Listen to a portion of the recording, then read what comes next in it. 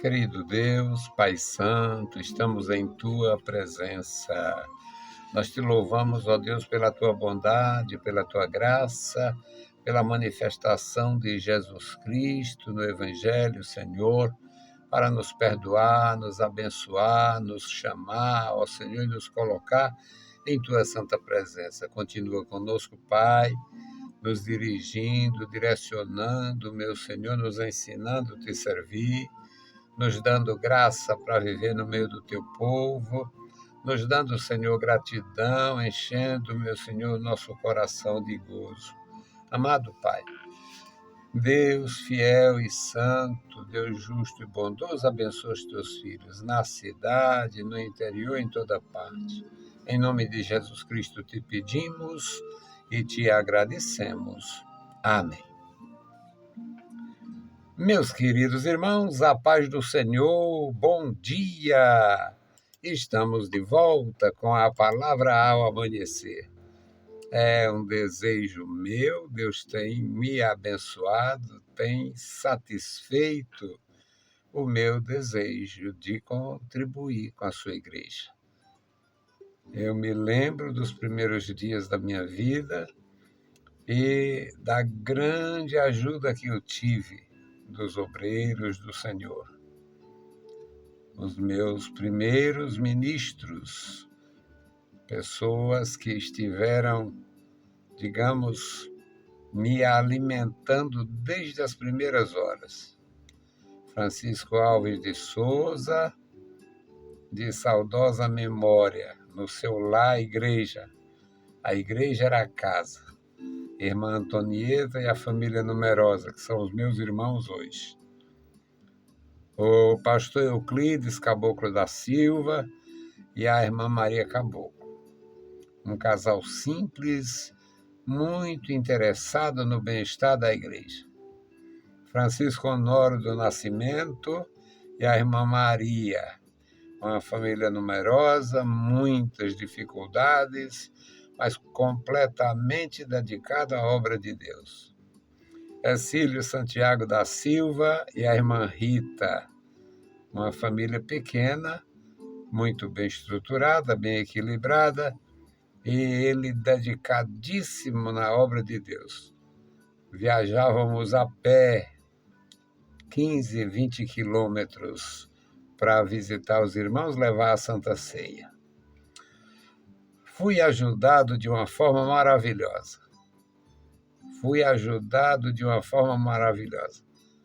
Cheguei em Fortaleza, Pedro Ferreira do Nascimento e Elite Ferreira, todo com Jesus Cristo. Maravilha, foi meu primeiro dirigente aqui. Uma joia humana, zeloso, cuidadoso. Na igreja, todo rapaz era filho dele, toda moça era filha dele. O casal assistia a gente muito bem. Exortava sem nenhum receio, buscando o nosso bem. Sou feliz. A obra de Deus foi feita de tal forma que eu aprendi e me propus a fazer também. Nosso texto hoje, meus amados, é o Salmo 95, versículos 6 a 12.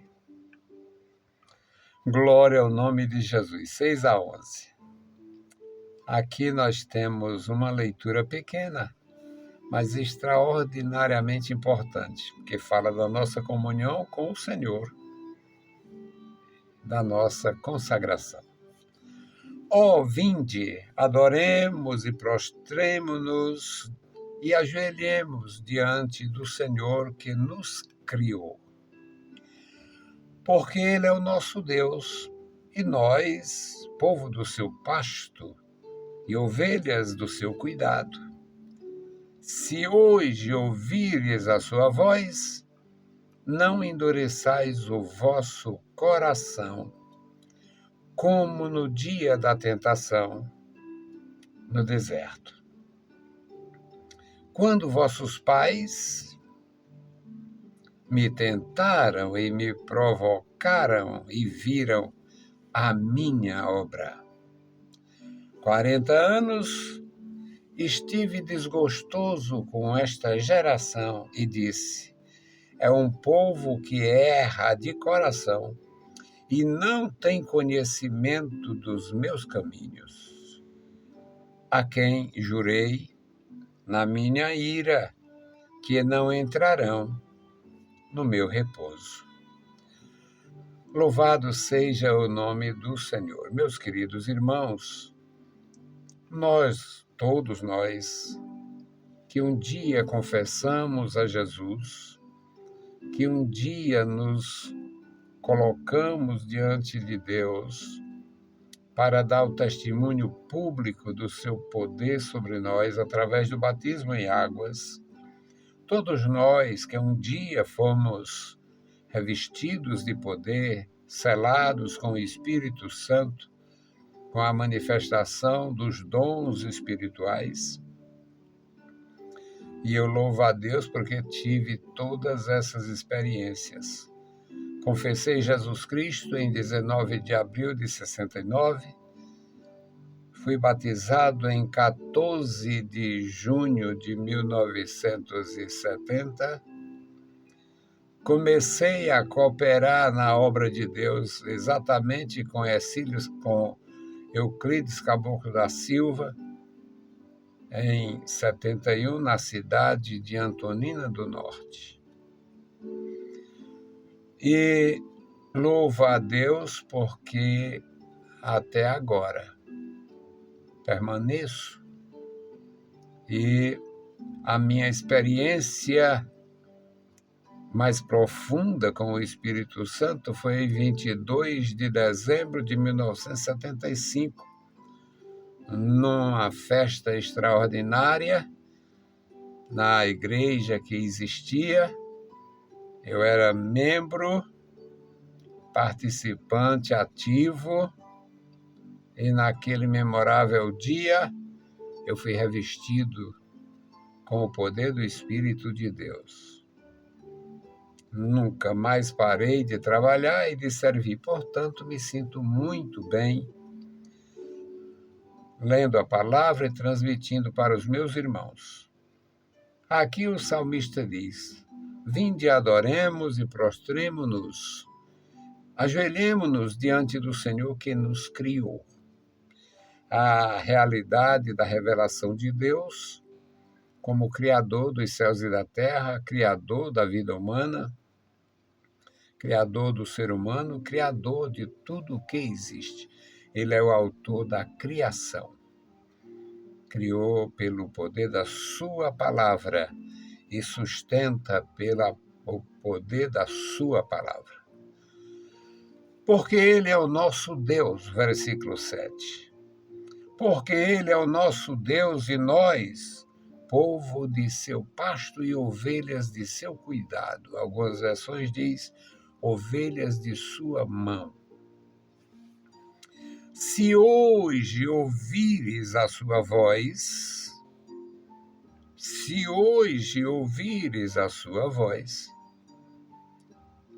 não endureçais os vossos corações. Deus sempre propôs o homem o caminho da vida, o caminho da bênção, o caminho da perseverança, o caminho da experiência profunda, o caminho da felicidade humana e eterna.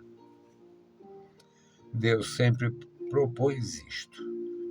E o salmista diz: se ouvires hoje a sua voz, não endureçais os vossos corações, assim como na provocação e como no dia da tentação no deserto.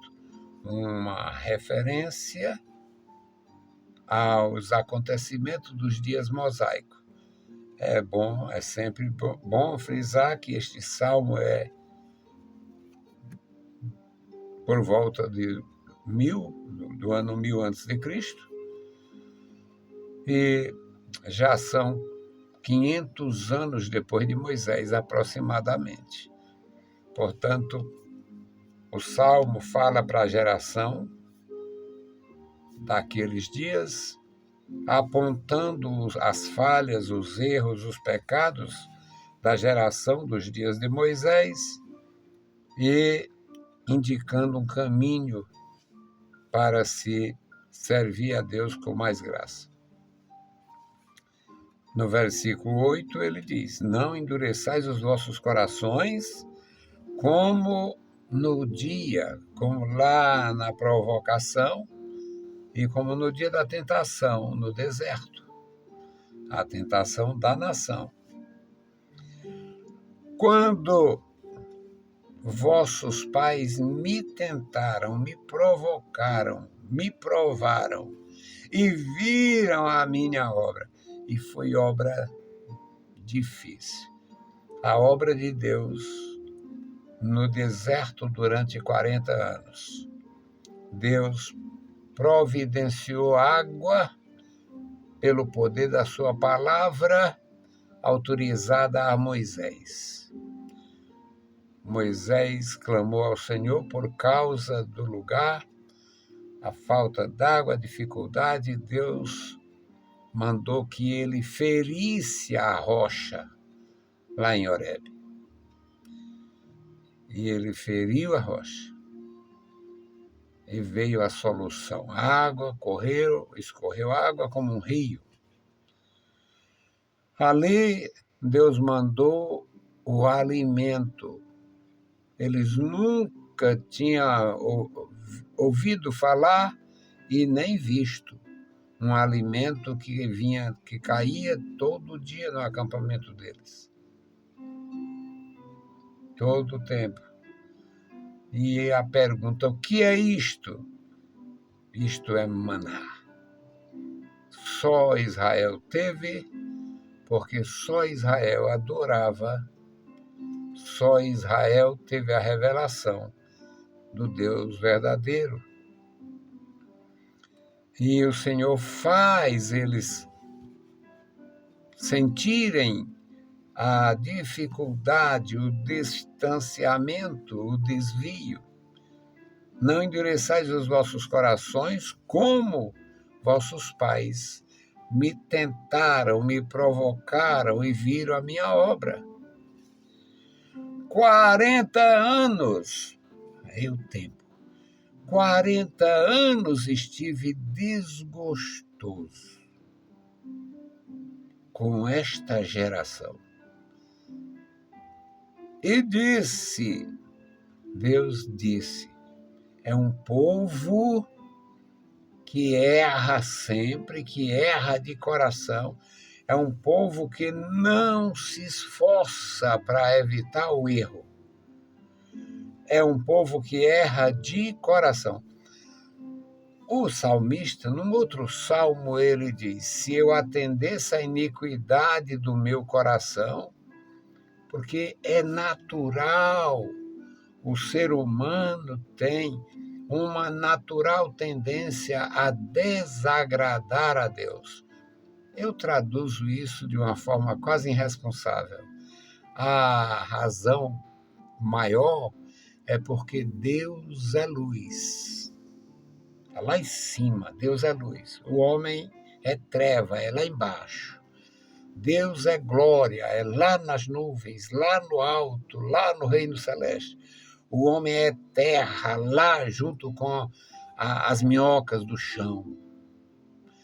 A diferença entre o sublime e o terreno, entre o verdadeiro, eterno, glorioso e o perecível. Esta diferença faz o homem ter uma natural tendência a errar, a pecar, a cair, a desacreditar, a olhar para trás, a reclamar. E alguns são piores do que outros. Tem homens que abrem a boca, blasfema, fala precipitadamente, reclama de tudo, agrava o próximo. Tem uns que são piores que os outros.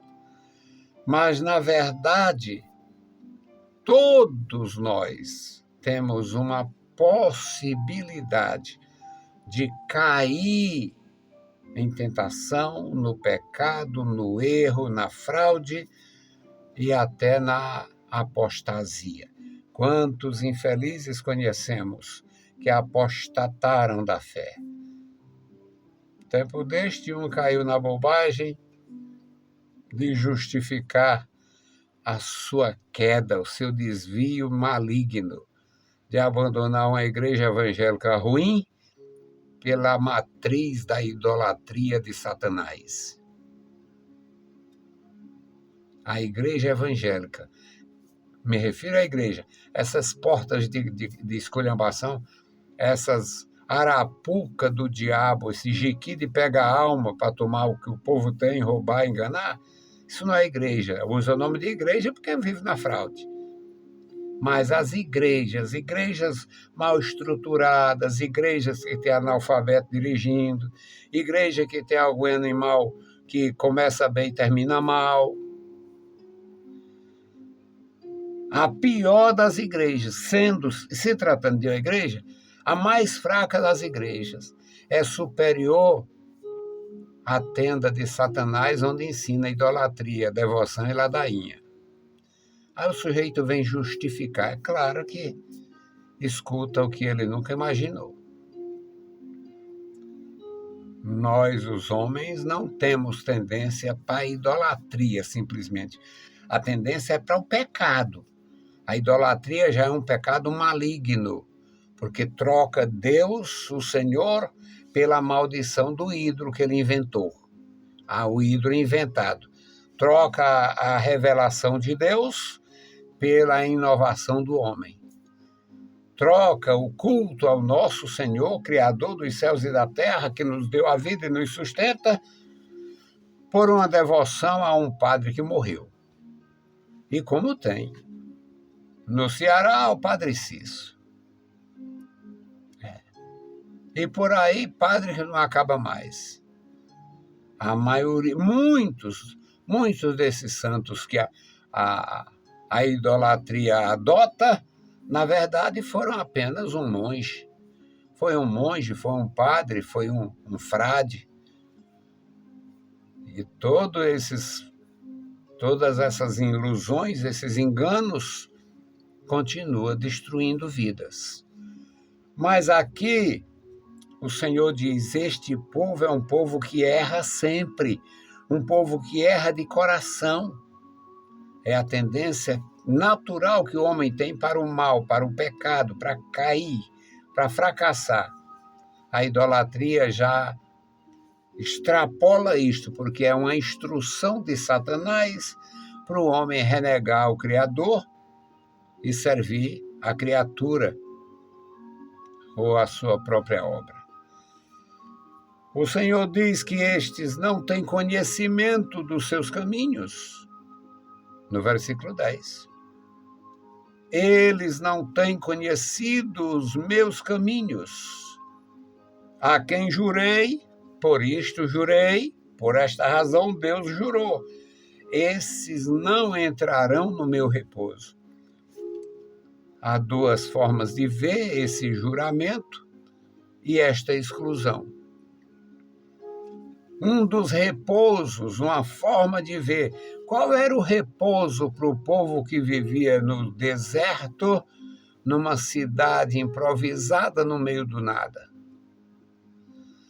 O repouso era entrar numa terra sua, conforme a promessa, terra que emana leite e mel.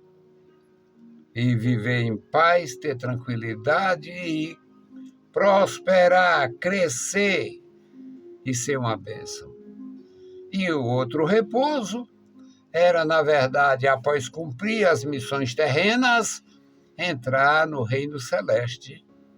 Muito embora não fosse doutrina da antiga aliança, mas este é o resultado, conforme a revelação de Deus que veio posteriormente. Portanto, meus irmãos, algo maravilhoso que Deus preparou para o seu povo. Que Deus abençoe você. Deus abençoe sua vida. E hoje nós vamos fazer a nossa intercessão pelos nossos irmãos que tiveram na verdade, a sua propriedade rural sacrificada. Muitos estão perdendo. Os que envelheceram não têm condição de tocar só. E hoje procura-se trabalhadores e não acham.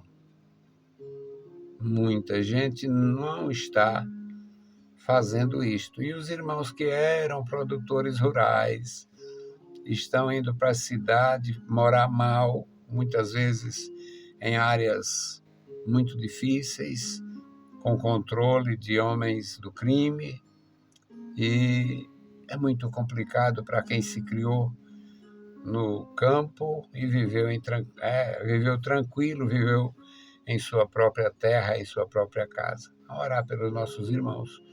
A igreja no interior ainda sofre muito. Querido Deus, Pai Santo, Pai querido que está nos céus, nós te louvamos, bendizemos e agradecemos pela vida. Agradecemos pela salvação em nosso Senhor Jesus Cristo. Agradecemos pela revelação santa do teu amor. Guarda a tua igreja. Guarda os teus servos, opera maravilhas, Pai, e nos concede a graça para perseverar. Agora te apresentamos, meu Senhor, a igreja rural, os homens do campo. Guarda os meus irmãos. Muitos deles, Pai, já não têm condição de tocar a propriedade rural, não têm apoio, não têm família. Ó Deus, muitas vezes os filhos estão nas cidades, em outras atividades. Muitos, através do estudo, estão sendo um instrumento também em tuas santas mãos em outras áreas e não mais na produção rural. Guarda o teu povo, a tua igreja no campo, Pai. No maravilhoso nome de Jesus Cristo, nós te pedimos e te agradecemos. Amém. Meus queridos irmãos, a paz do Senhor e bom dia.